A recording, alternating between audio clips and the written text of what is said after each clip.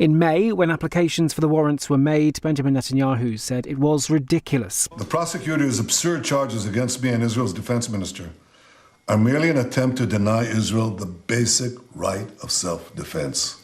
And I assure you of one thing, this attempt will utterly fail. Well, the UK government says it respects the independence of the International Criminal Court.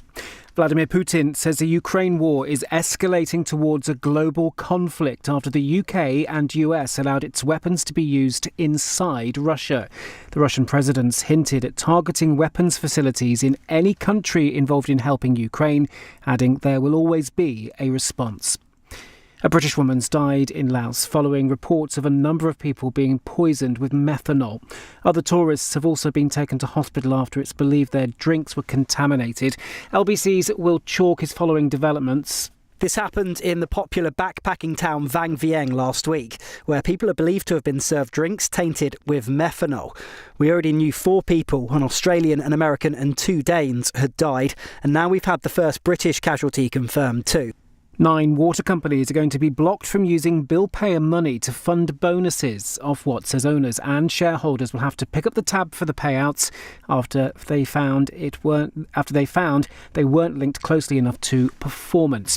And so Tony Blair says he's devastated after the death of his former deputy John Prescott at the age of 86. He was an incredibly direct communicator, and even if the syntax never quite made sense, the sentiment was very powerful and made complete sense. We had our disagreements from time to time, but he was loyal, committed, and enormous help to me. He served under the former Prime Minister who claims without him his 3 terms in office wouldn't have been possible. In the city, the FTSE 100 has closed up 64 points at 81.49. The pound buys $1.25 and €1.20. LBC weather, wintry showers sinking south for England and Wales tonight. Sleet and snow showers for the north of Scotland and Northern Ireland and a low of -5. From Global's newsroom for LBC, I'm Daryl Jackson. This is LBC from Global, leading Britain's conversation with Iain Dale.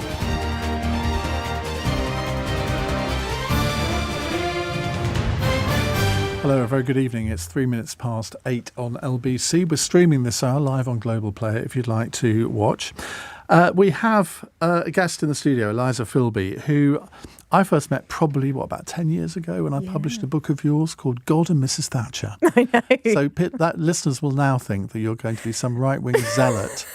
But you've actually got on the front cover of your book, I've just noted, a quote from Sadiq Khan. So Indeed. This throws people off the scent, does it? Witty, warm and compelling, he says this book is. It's called Inheritocracy. Is that a word you've invented? I didn't invent the word. It's been sort of floating around the last sort of 5 years to explain this phenomenon, the rising phenomenon, essentially, and economic powerhouse of the Bank of Mum and Dad, the 6th largest, some may say, or certainly a top 10 mortgage lender in the UK. But it's not just in terms of housing where the Bank of Mum and Dad is really delivering economically for their adult children. It's all sorts of things from helping with rents, helping with education costs, and also helping with childcare. Has that not always been the case, though? Or is it just, if it has, is your theory that, well, it's worse now than ever? Yes. If you were talking about the importance of inheritance, it's always mattered to the rich. And the idea of inheritocracy within the book is very much, however, a distinction made post-2008. Because I define an inheritocracy as an economy where the young people in that economy, and I determine young by under 45s, their opportunities are being defined not by what they earn, because wages have fundamentally stalled since 2008. They've risen slightly since the COVID pandemic. It's not what you're learning anymore, because although our narrative and our aspiration was to get educated and get those degrees as much as possible, the return on that investment of education has been declining. It's whether we have access to the Bank of Mum and Dad that's defining opportunity. And it's not just defining opportunity in terms of housing. It's the safety net through the cost of living crisis. And it's the springboard that's determining whether you can access adulthood or not. So let's go to the end of the book. I mean, what is your conclusion? It's pretty bleak. Iain, I started writing this book from a very selfish kind of perspective, really. It's a part memoir. And the reason why Sadiq Khan, by the way, reviewed the book was because it's set in Tooting. And Sadiq, like myself, grew up in Tooting. And my parents were very fortunate. My grandfather had won a house in a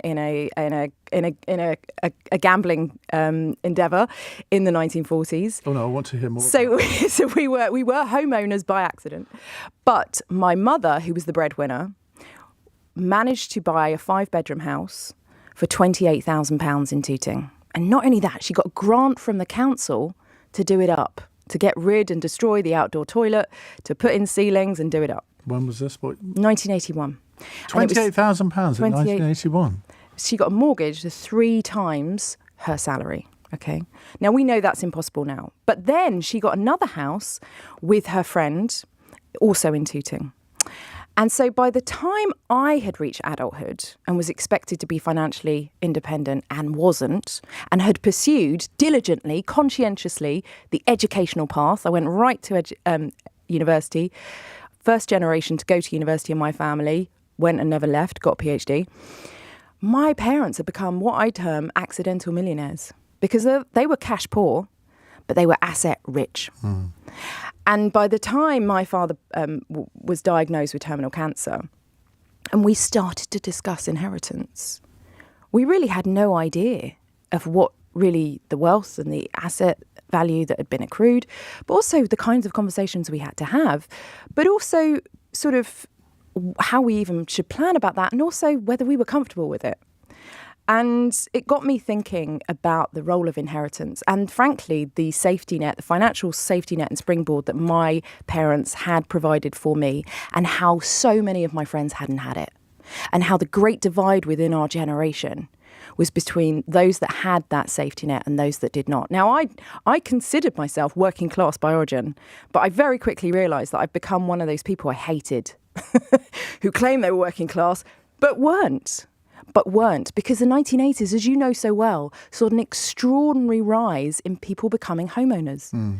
And that housing wealth, particularly post-2008, in an economy that basically increased the value of assets and stalled wage growth, meant that a lot of parents became incredibly rich. And the critical thing, of course, is then you have at a time when the market became dysfunctional and at a time when the state withdraw, who steps up? Mum and dad, to help their kids naturally, as one would.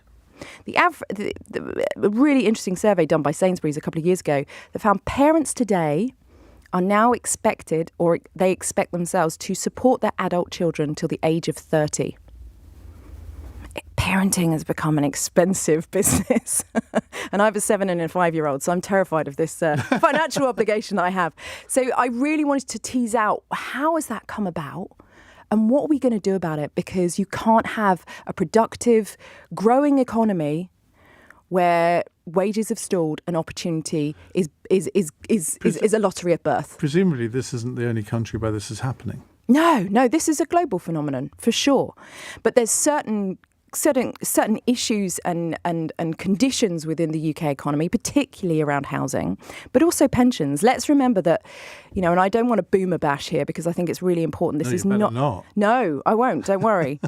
I love my parents very much. But the key thing is that we, as David Willits has brilliantly analysed, the baby boomers had 3 conditions that, frankly, their kids don't, which was really good pensions, access to housing, and also rising wages.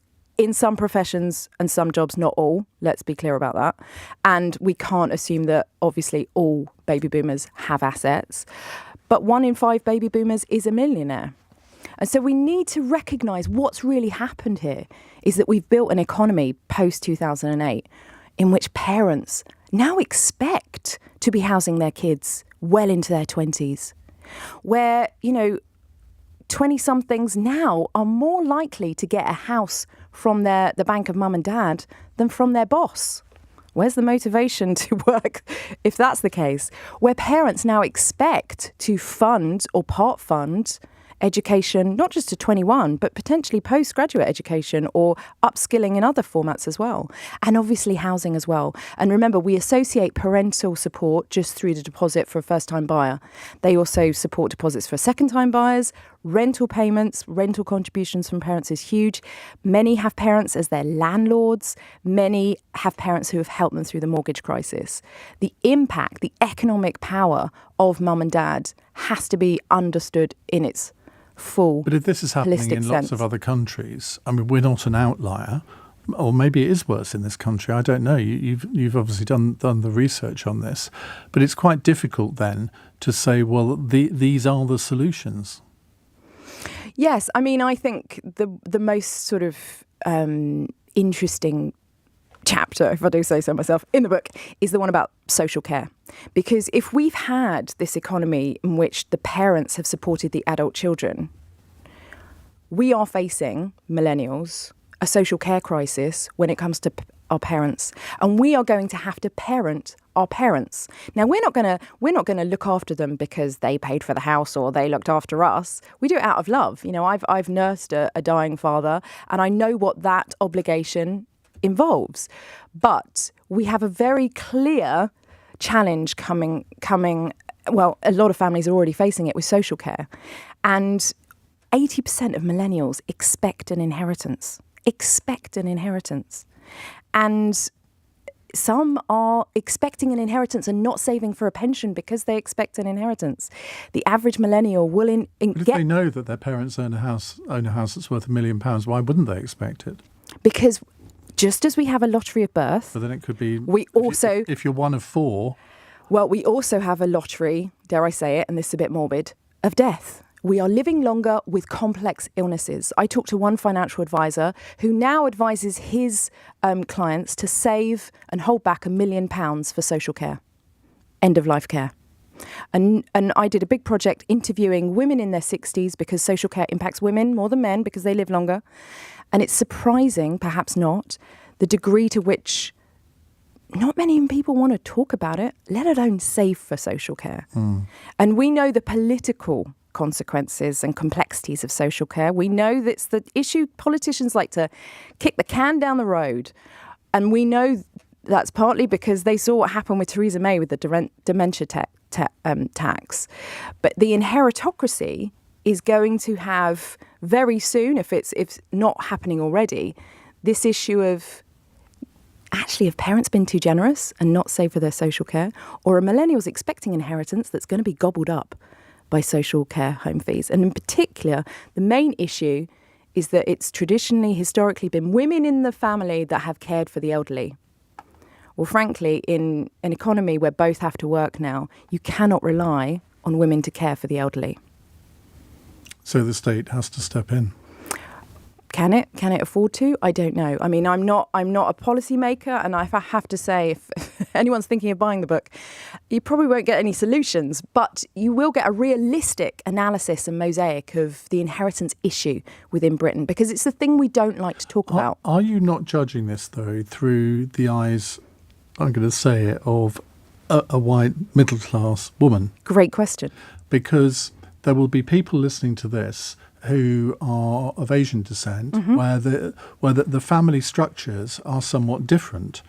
And Asian children, I would submit to you, are more likely to look after their parents than white children.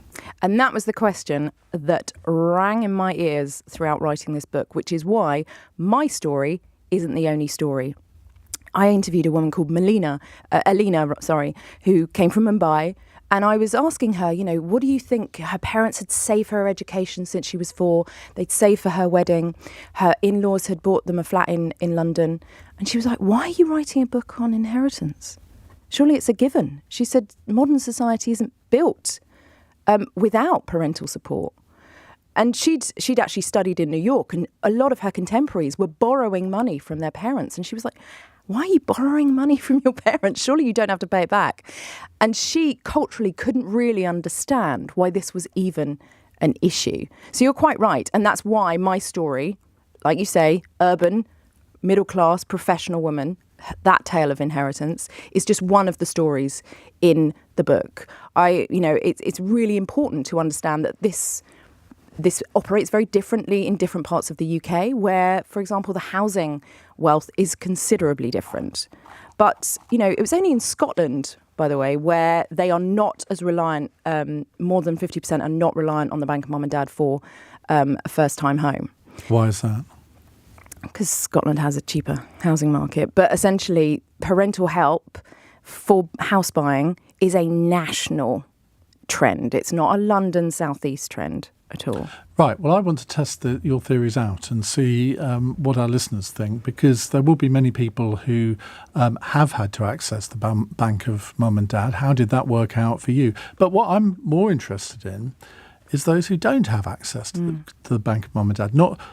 Because not everyone in their 20s have got parents that are still alive. So that there's always the exception to this. And I think the exceptions here are quite important, because not everyone has the same sort of background that you or maybe I do. And do you know the most important thing is even the phrase, the bank of mum and dad, assumes there's a mum and a dad, which is, we know, is not the reality for just under half of British families that are going through the inheritocracy.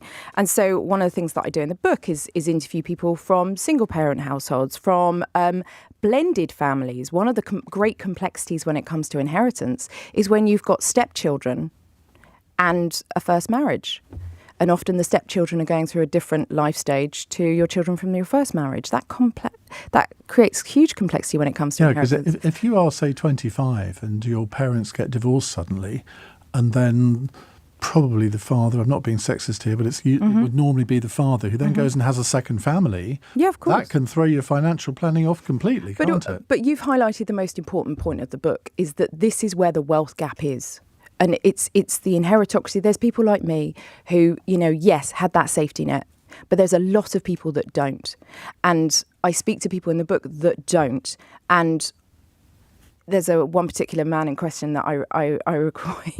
He has made a great success of his life. He went to university. He was the first one to go to university. He grew up on a council estate in Newcastle, and he is now a accountant for one of the top 4 accountancy firms. And he said to me, "Do you know what?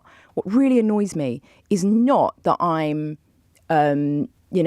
up against people that have had so much financial privilege or have the safety net of mum and dad.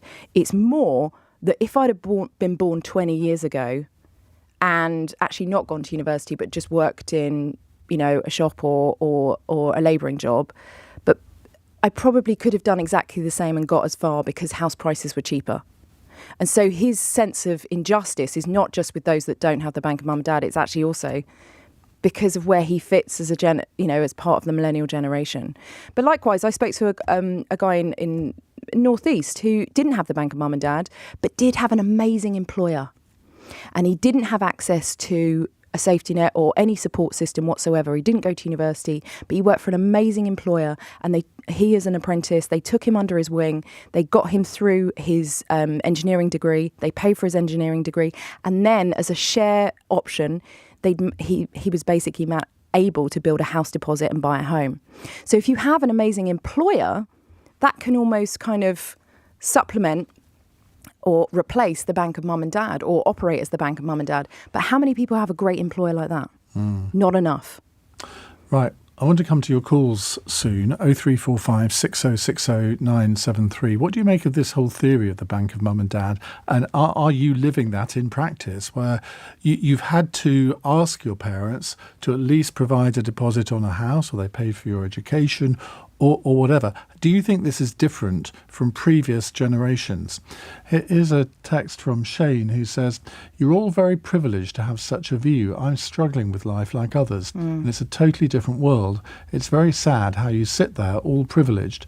Mum and dad have no bank and are upset by your comments as they can't help. It's nice to be privileged." Well, I've tried to acknowledge that both Eliza and I have had backgrounds where I'd completely admit that we are very privileged. I mean, that's basically, it was my sense that too much of our generation was talking about intergenerational privilege and unfairness of millennials. Actually, there's a lot of fortunate millennials.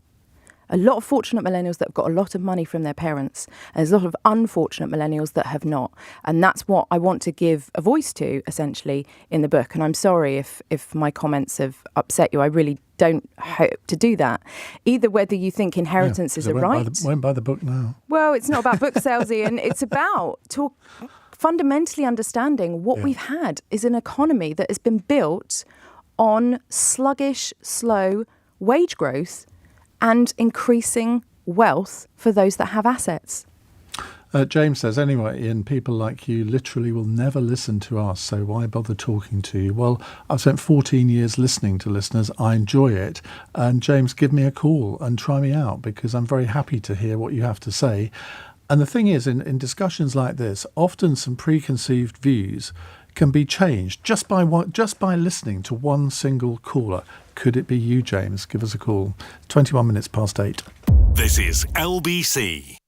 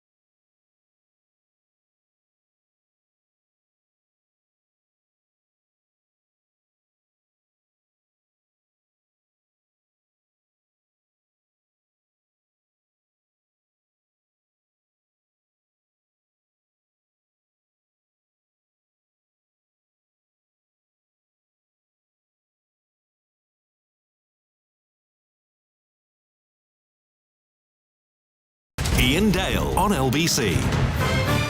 8:23, Dr Eliza Filby is with me, a historian who focuses on generations and family. She's the author of the book Inheritocracy. It's time to talk about the bank of mum and dad. And that's exactly what we're doing. Chris is in Newham. Chris, you're a new caller. Welcome. What would you like to say? Oh, hello. My thing was I was listening to what the author was saying, and it seems to be like, the 80s, the 90s, people were buying houses, but that's kind of slimmed down now, and it seems we've gone from buying houses to kind of renting. Why do you think that is happening? Why do you think we've gone from buying houses to kind of renting? You're absolutely right. And yes, you could say we need to build more houses. Is that the answer, though? I think it is. We've had a population increase. We've more and more people living alone.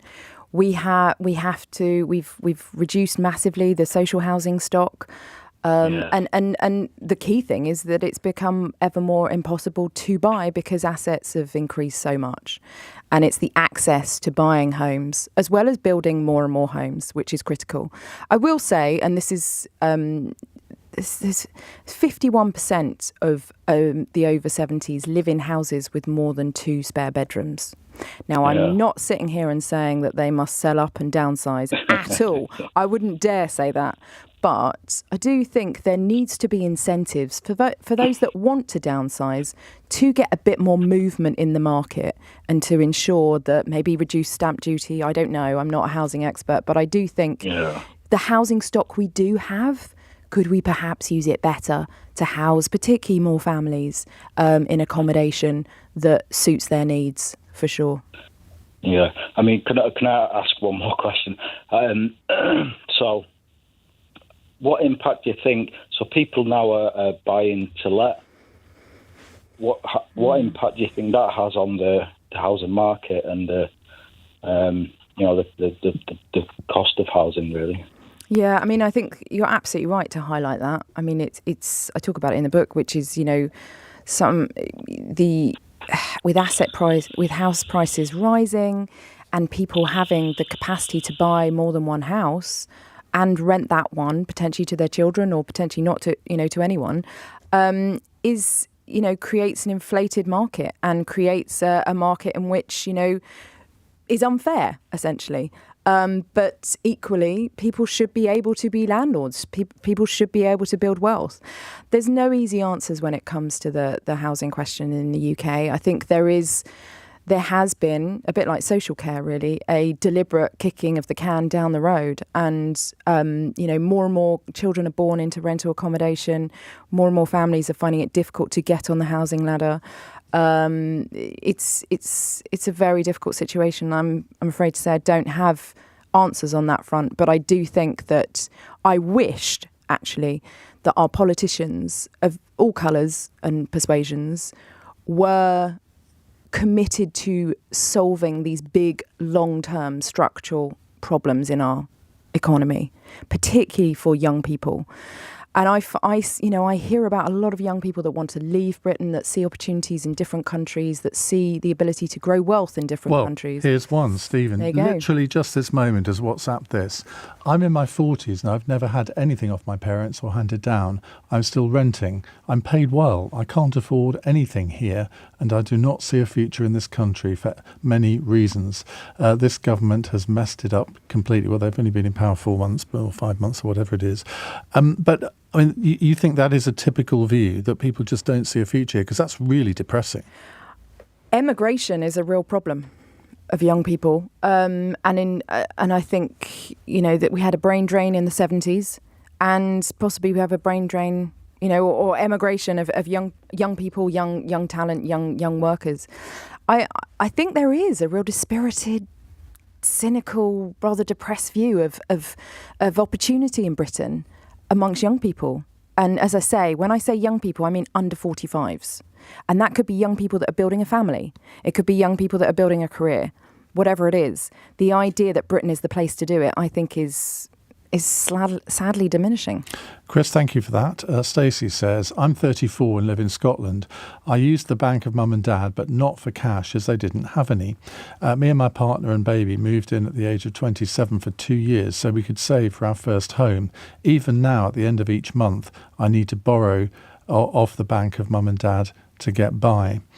James says, this phenomenon your contributor is attempting to uncover is a result of post-war world experiencing levels of social adjustment and freedoms not previously experienced, and levels of industrial and economic development across the world also not previously experienced.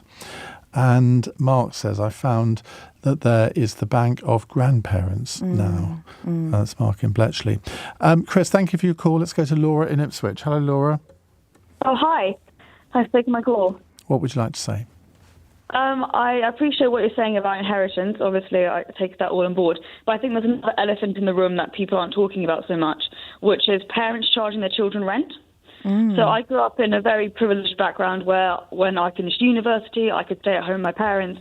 I didn't have to contribute towards board or anything like that, or rent, especially in the current economy. And I was basically encouraged to save up for a deposit. And then when I found a place that I liked, they would help me out with a deposit as well as what I saved up. And that was sort of the norm. And I grew up in a sort of bubble, as it were, where all my friends had that same kind of background as well, privileged background, etc., that we were able to have our parents support us through that. And so then when you see other people, paying rent towards their parents or paying, part of their, parents' rent, it's something which we haven't experienced before. You don't realise that other people have it a lot less well off than you do. And I think that helped. I think that's a really interesting point because, like you, when I left university, I lived at home for a year, commuting to London every day, and I did say to my mother I should pay you rent, and she was absolutely horrified at the idea. She said, "But you're my child. I couldn't possibly charge you rent. It would be outrageous." You see, my mum got charged what's known as keep. You pay your keep.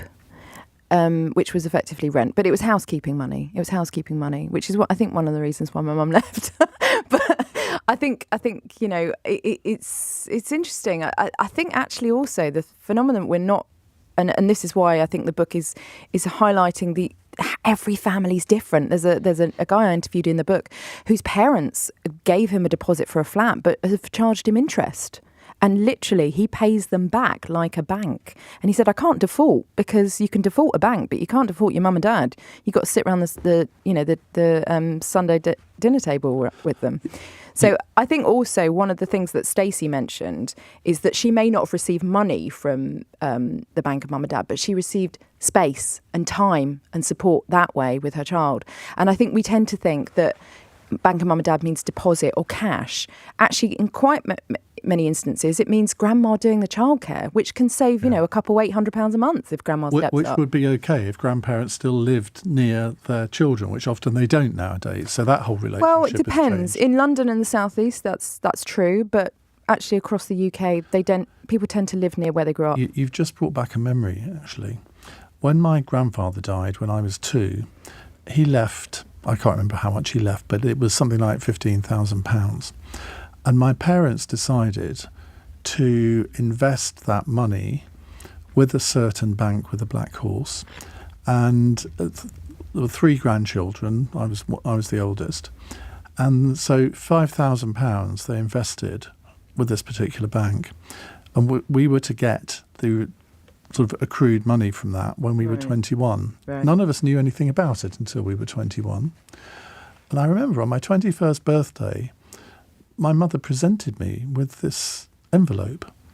And she said, I'm just so sorry. I opened it and there's this cheque for like £5,300. She said, we made such a mistake. We could have bought you a terraced house for £5,000 in 1966 or whenever it was. And the bank have misinvested it, and you've only got an extra £300 in 21 years. And I was absolutely. I mean, I thought I was really rich getting a cheque for £5,000. But I mean, when you think what could have been. But I mean, I was in a privileged position by just even getting that start in my adult life.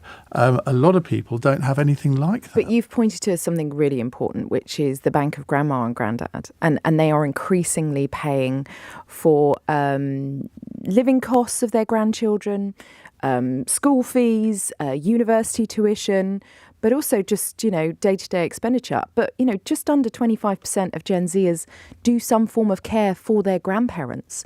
This is where we talk a lot about money in families, but care and time is a critical interaction as well. I wonder whether I'm speaking at a conference tomorrow at the Barbican. It's going to be about 300 18 to 24-year-olds. And I wonder how many of them have even started thinking about this sort of thing.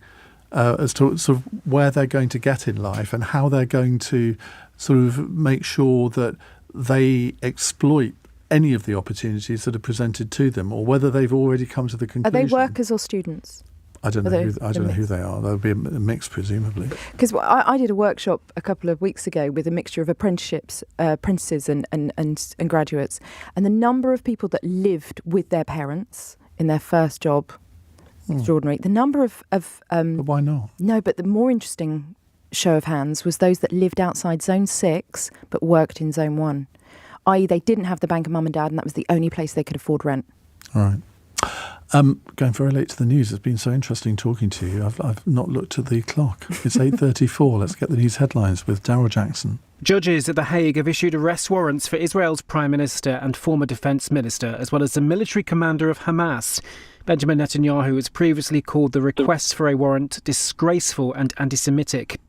Vladimir Putin has hinted that he would sanction any attack on any country who makes weapons that are used against Russia. He also confirmed Moscow was behind a hypersonic ballistic missile attack on Ukraine earlier, saying it was because Kyiv used US and UK missiles. And the Foreign Office is supporting the family of a British woman who's died after her drink was allegedly poisoned in Laos.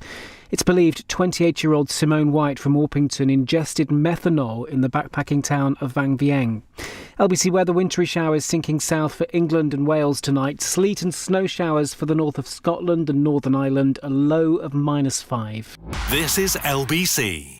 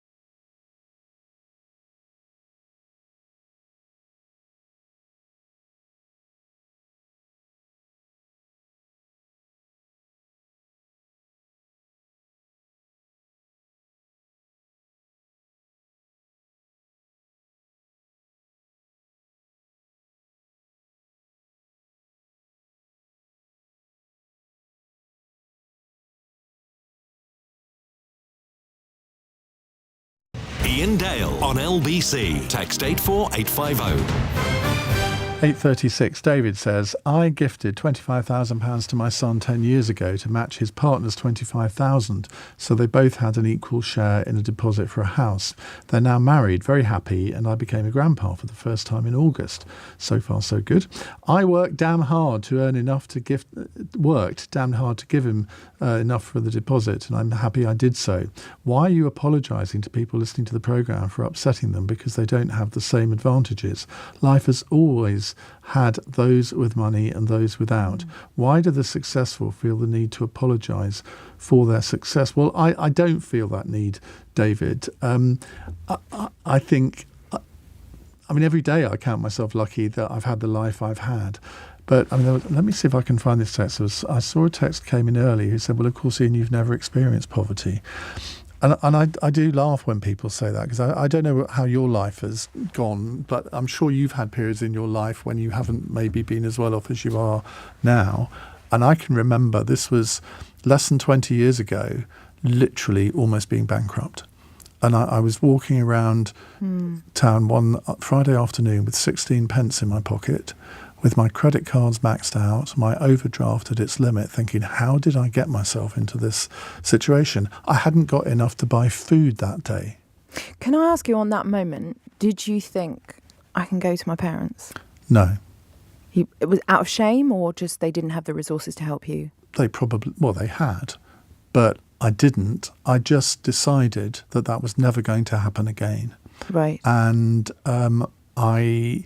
I often look back on that day and think, well, I could have gone one of two ways. And there are many people who do go the other way. And that's why, some people are texting and saying you and I are sort of sounding very smug. And I'm actually quite horrified by that, because I don't think we have done. But I do know what it's like not to have money. I think that the reaction's quite justified on both sides, right? And that's the point. The book is called Inheritocracy, deliberately provocative. It's time to talk about the bank of mum and dad. Because I'm not saying inheritance is a bad thing, gifting is a bad thing. It's not cold hard capitalism. It's a gift of love, built on love, and hard won, hard graft.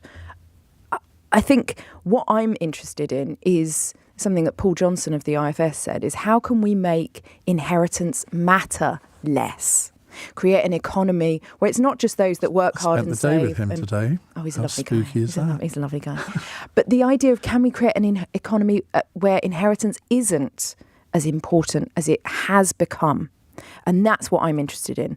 No, I don't think we should criticise people that give money, but nor do I think, and I hope I'm not conveying that. If I am, I apologise.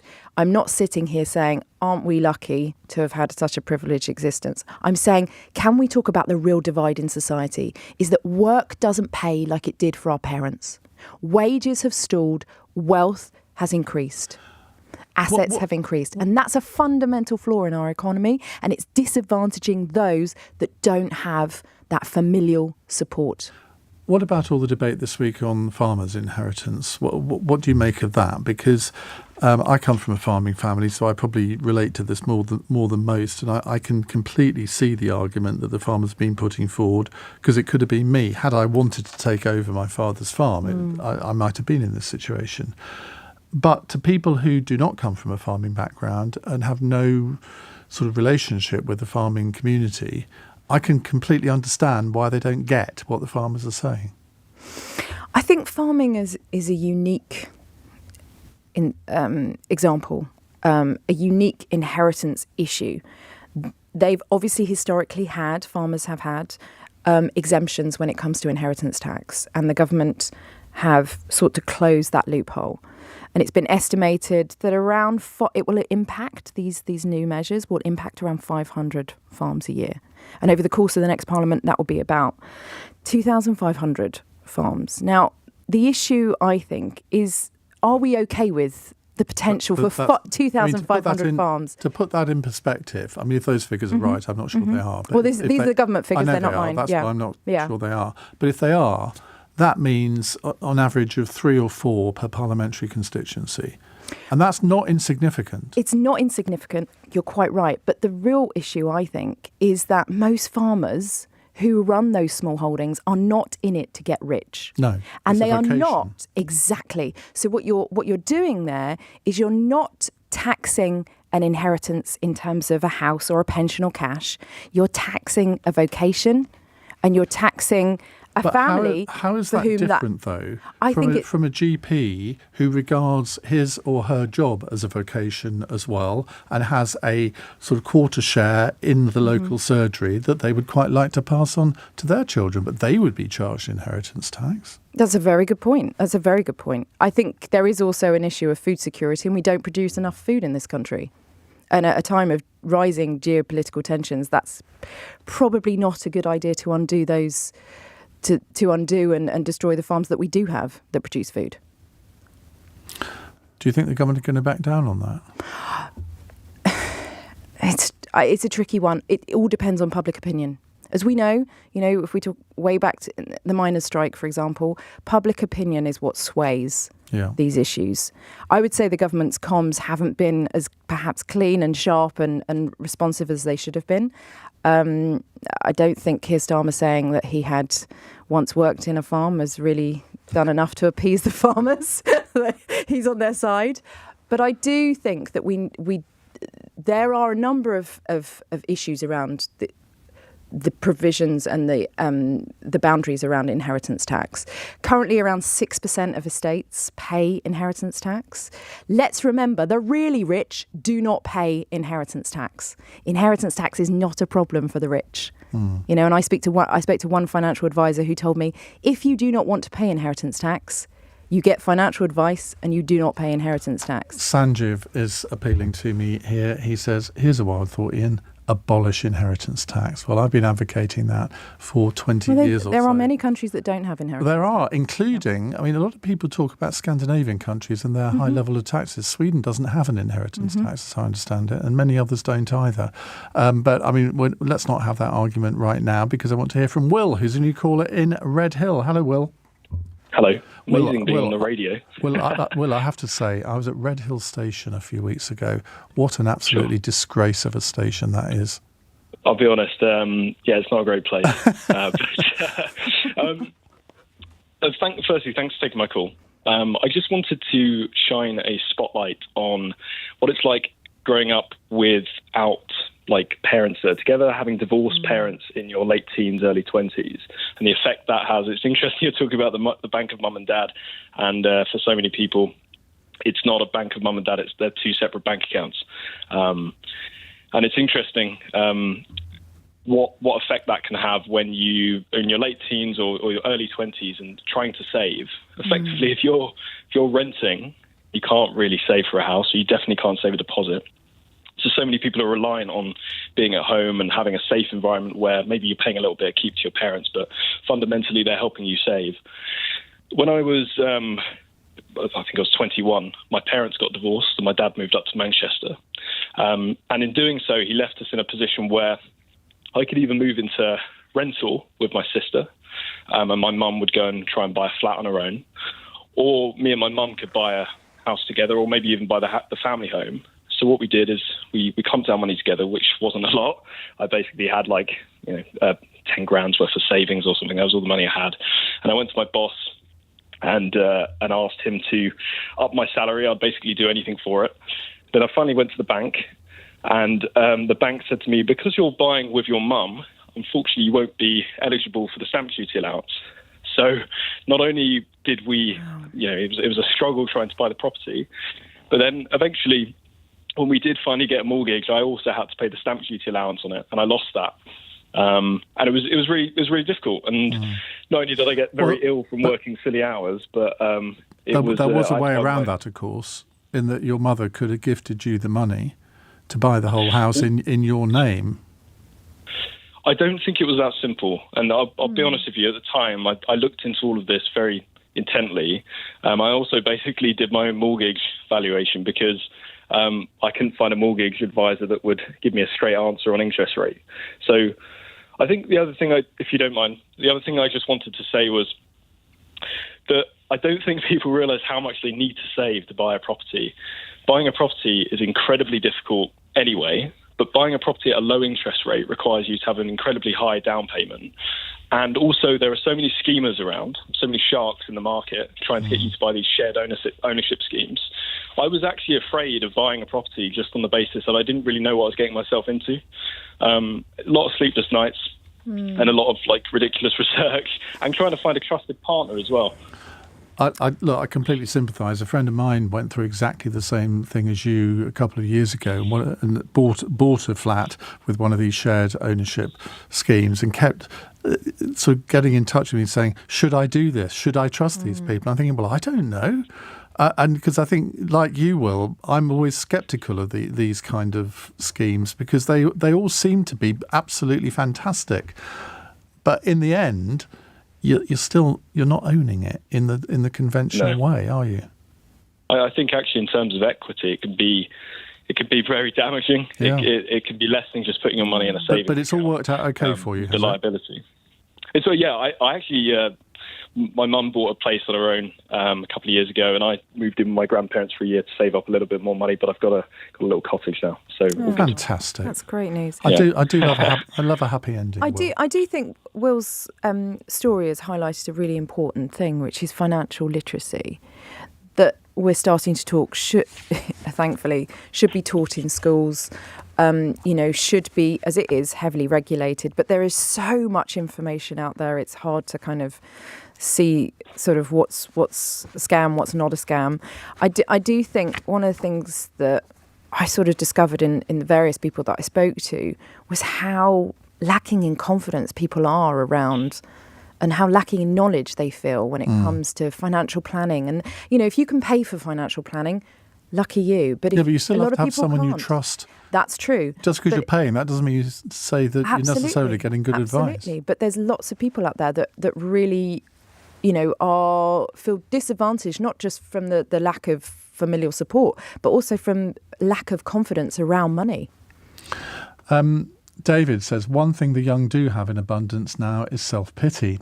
Their victimhood list is long. The fact is that every generation has it tough and good in different ways. It's up to them to work hard and smart and to plan and delay their gratification. The world is as it is. Get stuck in. You'll be too old soon. I mean, that's a very direct thing to say, Dave. I understand why you say it, but I think if you're on the receiving end of that, you're probably not going to be too happy. It's 8:49. LBC This Morning on Nick Ferrari at Breakfast. First cut is the deepest. Defence cuts as UK missiles are fired from Ukraine into Russia. Sir Ben Wallace was Defence Secretary. Well, I think it says that the UK hasn't really, the penny hasn't really dropped, and that it needs to get on, it needs to up-arm, modernise and stop waiting. Mark in Mill Hill. I am absolutely incandescent hearing this. We keep on saying, well, we've increased defence spending in more real terms. It means absolutely nothing. Scott's in West Hampstead. My late father was a Royal Navy D-Day veteran. Was he? And he'd be turning in his grave. Nick Ferrari at Breakfast. Back tomorrow morning from 7. Listen on your radio and on Global Player, LBC.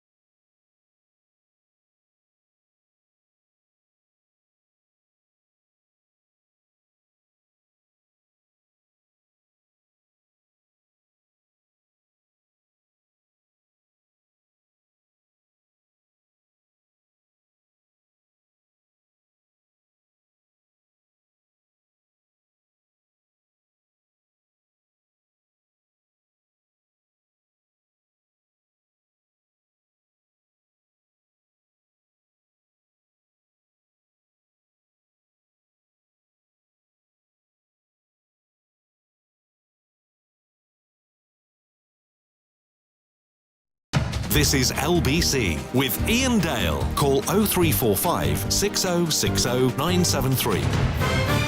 Eliza Filby is with me. Her book is called Inheritocracy. It's time to talk about the bank of mum and dad. Right, I've had so many texts and WhatsApp messages in this hour. Carly Ann says, I'm 33, and if it hadn't been for my mum and dad, my husband and I wouldn't have been able to get on the housing ladder 7 years ago. My husband's company is also floating the idea of a job overseas for him, and I can't say we're ready to turn it down. We think the opportunities and prospects are so much better for our young son growing up than staying in Scotland, and we find that quite sad. Anthony says, this is fascinating. One thing I don't understand is that the inheritance tax allowance actually encourages older people to stay in their large houses. The allowance is less for just cash. This really discourages us to downsize. Surely have just one inheritance threshold to cover cash plus any property owned. That's from Anthony in Streatham. And this is from Alex, who says, my parents charged us rent in rental property they own to make sure we know how to budget and be responsible. But without us knowing, they used it to pay the mortgage and had put the rest into an account to help towards the deposit. I know how privileged we are compared to others thanks to their hard work, but no, we wouldn't be in a good position without their help. I have heard of lots of parents doing that. I think it's very clever. If you have obviously the opportunity to do that. James says, pah, I think that's how I pronounce that. What can your generation do about the younger generation's reliance on the bank of mum and dad? How about understanding hyper-capitalism and business? Look at the young people producing your show and also how much they're getting paid and compare it to what you're getting paid. You wouldn't be willing to accept a pay cut, though, would you? Also, none of you retire anymore, meaning that there are fewer opportunities for younger people.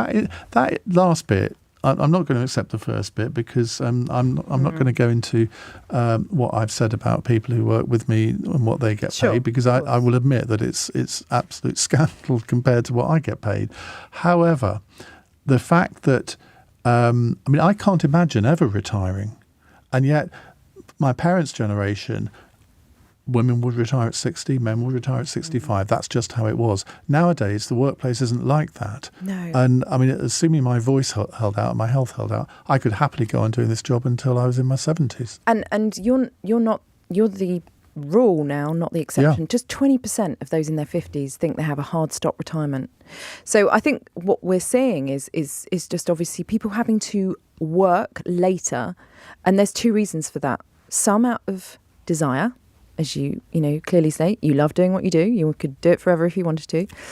But also out of need. Unless we're talking about Israel and Gaza, then I don't love it so much. Well, but the important thing is who's continuing to work out of need. The kinds of pensions that people in their 50s have got is nothing like what people in their 70s have got. And so we now think of the gig economy as a young person's thing. Very soon, I think, you're going to have gig economy workers working in their 50s and 60s and potentially their 70s because they have to. They have to work. And I think the whole notion of retirement, of golf courses and grandkids, or however you envisage retiring, and what that looks like is fundamentally upending. Yeah. Fundamentally. Let's go to Ewan in Wakefield. Ewan, hi, what would you like to say? Hello, Iain and Eliza. What a fascinating show so far. Thank you for having me on. I went to uni in 2017, 2018. I got a student loan to go there. I got the minimum. Both my parents are still together. They work. It was just over £3,000, split into chunks throughout the year. My rent payment the first year was over £5,000. So the £5,000. Yeah. For the year. Can I make you almost want to be sick, Ewan? When I was at university, I was paying £180 a term. Yeah. So I think I was about 115 a week, if I remember correctly. So like circa that. So before, I just left home, and it's already not in my favour to save up. So by the time I'd finished uni, everything that I'd had from various inheritances or what have you during uni had been spent while I was at uni just on living costs. So age 21, I'm left with no savings, but I've got a degree. And I was lucky enough to go into a job, and I said to my parents, look, I'm going to rent, I'm not going to move back home. And I did for a little bit. And then the climate has now changed, or I had to ring my parents and say, look, I'm coming back home. So I did that, and now pay board and lodgings to my parents and can't afford to go anywhere else. And it's kind of got to the point now where having a house deposit it's not on my priority list. It seems so far away, even though I live at home and I can put a little bit of money away. Iain, can I ask you a question? What's Ewan? Ewan. Sorry, forgive me. Ewan, what's your degree in? It was in music. Right. It was in music technology, so more like the science of sound as opposed to the theory of music. And do you think that was worth the money you paid for it? The degree? I think, yes, if I'd have gone into it, yeah, absolutely. So I wanted to go into sound for film and TV or work on the radio and that kind of thing. And then when I finished, I'd started a band when I was at uni, and my band was doing really well. So I actually took some time out to just tour and record. And then by the time I was finished with that, the industry had changed, and I'd kind of lost the passion for sitting in a recording studio. So I'd taken some time away. I think, yes, if I'd have gone into it, is the short. It's just so hard, and I talk about this in the book, because our generation was sold that educational meritocracy ideal, is that let's get as many of you to university, and we're going to charge you for it, by the way, and we're going to saddle you with a certain amount of debt early on in your professional career, and an education system, let's remember, that is divided between those that are able to get to university, but not a secure pathway for non-graduates. Even that term, I think, is ridiculous. We're defining people by what they don't have. We didn't provide a pathway in the education system that helps those that don't follow the graduate path. So there's that divide. And like yourself, there are many people who perhaps haven't been able to capitalise on that investment in their education. I mean, you think, unfortunately, we can't continue because we have reached the. I have got to look at the clock at the end of the hour. We have got to finish. Ewan, great call. Thank you very much, and the best of luck. Now, Eliza's book is called Inheritocracy. It's time to talk about the Bank of Mum and Dad, published by Bite Back in hardback at £20. Thank you so much. It's been a fascinating conversation, and the reaction has been astonishing, particularly on the texts and tweets. And apologies to those of you that we didn't get to on the phones. Now, as if by magic, Susie has just texted, spare a thought in this conversation for carers. Well, strangely enough, it is Carers Day today, National Carers Day, and we're going to talk about this because Carers UK is urging the government to make changes to legislation so that working carers can have 1 week of paid leave per year. The charity wants ministers to extend carers' statutory rights under the Employment Rights Bill after its research showed many employees cannot afford to take time off to manage their commitments. So a very broad question in this hour.